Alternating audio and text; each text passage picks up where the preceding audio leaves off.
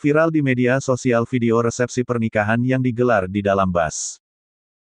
Video itu dibagikan akun Twitter @don_haris pada Selasa, tanggal 13 Juli tahun 2021. Dalam video tersebut memperlihatkan suasana dalam bus yang diubah mirip pelaminan pengantin.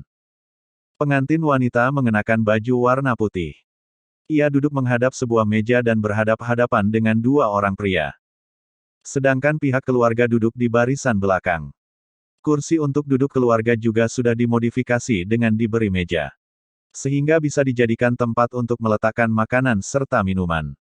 Hiasan khas pernikahan juga nampak tergantung di sudut-sudut bus. Musik khas pernikahan Jawa juga diputar di layar TV yang terpasang di atas kemudi bus.